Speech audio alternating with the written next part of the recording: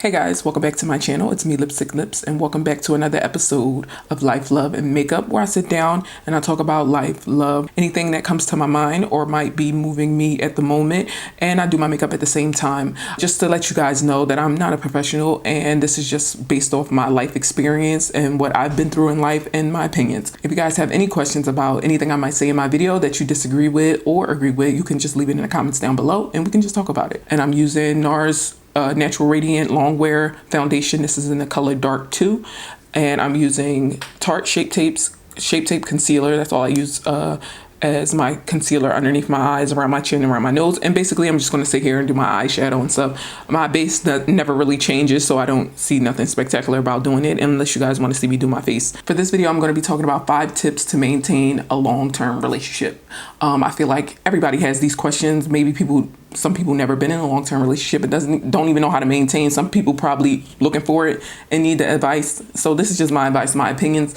I'm not a professional. Like I said, these are just my opinions. And I just really feel like that although I'm not a professional, although I might not experience a bunch of things, I still feel like that my opinion might help at least one person out there. And if that does, then that's all that matters to me. I have been in a long-term relationship once in my early 20s. When I say long-term, I mean longer than like 3 years. I feel like I do still have a long way to go and I still have a lot to learn. But with that being said, I have dated a lot and I've experienced a lot, which means I've learned a lot to know that I can give my advice on here and let you guys know how I feel about things. And we can just have a discussion if you have any questions or discrepancies about anything that I say in the comments down below. So real quick, I'm just going to do my brows off camera and I'm going to start with number 1. So I'm back with my brows done. I used the Dip Brow from Anastasia Beverly Hills and it is in the color Granite.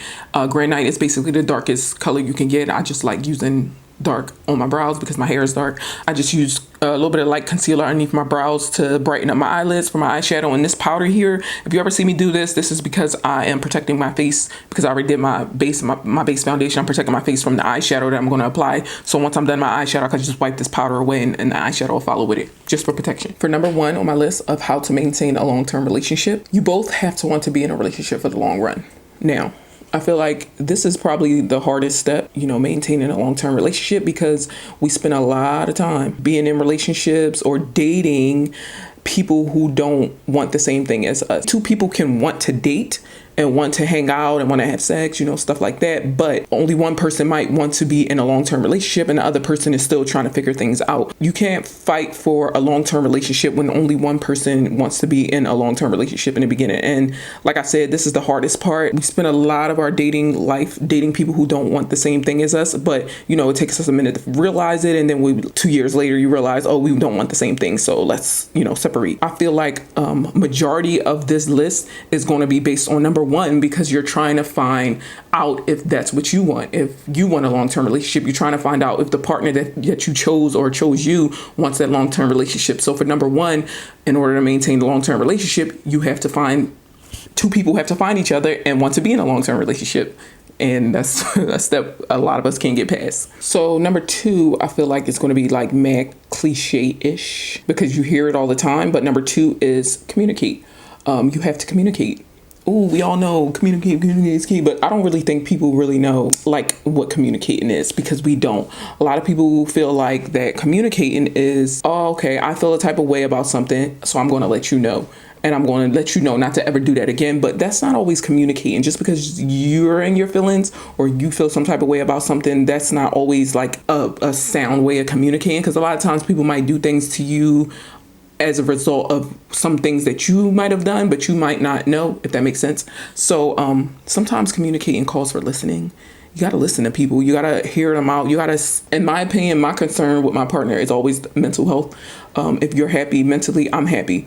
And I'm always concerned about that. Like, I'm always asking, are you okay? Like, is everything all right? Do you feel any type of way about anything? So I feel like we need to spend more time, trying to worry about communicating with our partner, their feelings and how they might feel about things instead of like, simply getting tied up with how we feel about things and how something might have offended us. If that makes sense. I hope I'm making sense here. Basically, communicating cliche. It goes both ways. Make sure you listen to your partner. Make sure he's listening to you. Make sure you're communicating all your feelings, all your thoughts, everything, life, the future, the present. When you're in a bad mood, when they're in a bad mood, when you feel like you might have misinterpreted something that he might have said, communicate that. And don't communicate it with another person before you communicate it with your partner, because I don't know, I feel like that's like a form of cheating.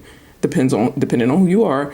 If you like communicate like things that you're supposed to be sharing with your partner to other people, and like, yeah, he doesn't do this, I feel like that's like a form of cheating. Like, just communicate everything, even if you, I don't know, maybe you feel like you need to go tell somebody else, but just, break it down to your partner first, because that's the person you want to be in a lifelong relationship with. And this is basically has to be your best friend. He has to know everything. So, all right, for number 3 I have on my list is compromise.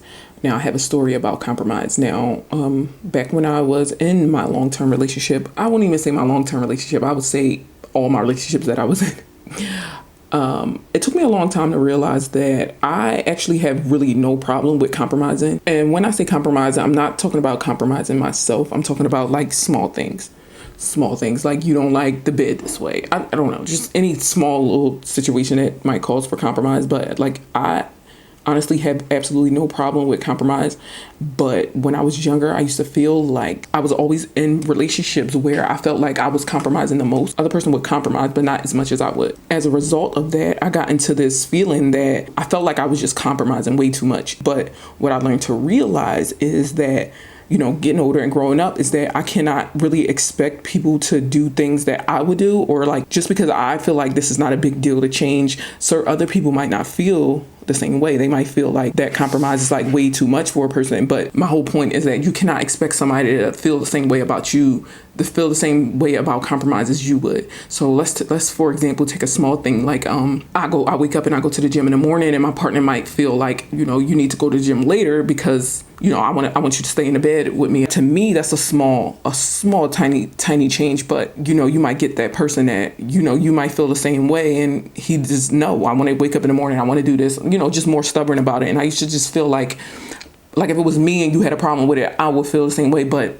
if you got to ask yourself that question, if it was me, you can't really do that, because it's kind of like selfish, because you have to realize that everybody is not you, and you can't expect anybody to do exactly what you're going to do, if that makes sense. Compromise. If you're a compromising person, just be yourself, be the way you are. If you feel like it's okay for you to compromise certain things, then do it. If not, don't. But just don't go out your way to like lose yourself in compromising. Don't compare and contrast compromises, because people are different. People are not the same, and you can't expect somebody to do the same thing you would, if that makes sense. Hopefully that makes sense.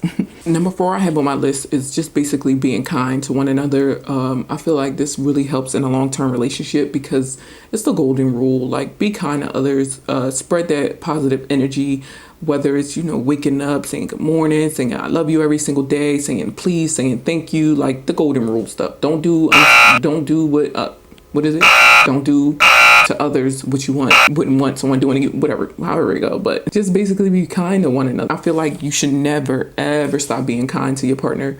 Never stop being like trying to be the nicest person you are to them, because this is the person you love. This is the person you fell in love with. How does it benefit you by being like mean and rude to this person every day? I know some people get tired of each other or anything like that, but it's never really grounds to be mean to a person. And if you do find yourself being mean to that person, or just things just got out of hand, just be willing to apologize. Always, never not apologize for things you did wrong. Maybe things you didn't even do wrong. Maybe things you probably could have did better in a situation. Just always be willing to apologize, because it's just an apology and it makes people feel better. Just start your relationship off with that good energy, and always, being kind and not being, super rude to one another.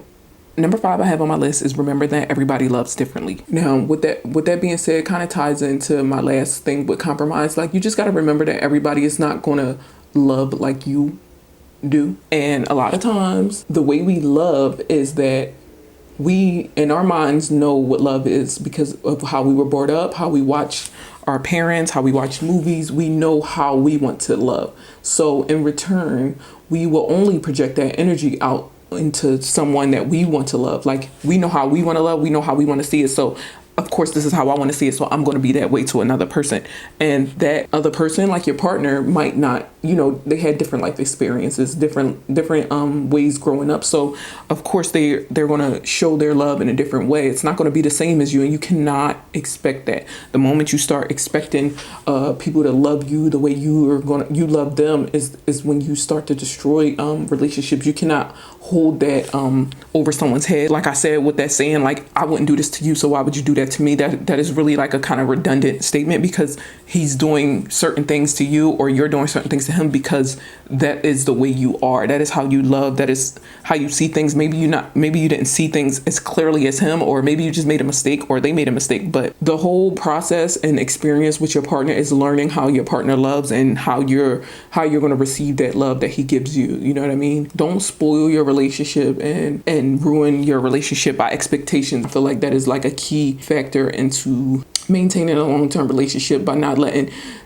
certain weird expectations of social media and allowing a person to love you the way they're going to love you, and accepting it. What I'm going to do is I'm going to finish this eyeshadow look, because I'm pretty much done with how it's going to look like. I just got to add some wing eyeliner and some eyelashes and do my bottom row here, and I'm going to come back and give you guys my last bonus tip, because I was only supposed to have 5, but I'm gonna give you a bonus one before I wrap up the video, and I'll be right back. All right, I'm all done with this look, and basically what I did is added some lashes. I put on a brown lip liner with a pinky kind of nude lip and some gloss over top, and it's really dramatic, really not for the faint of heart, but I really like this look. All right, guys, it's time for my bonus tip here that I have on my list of how to maintain a long-term relationship.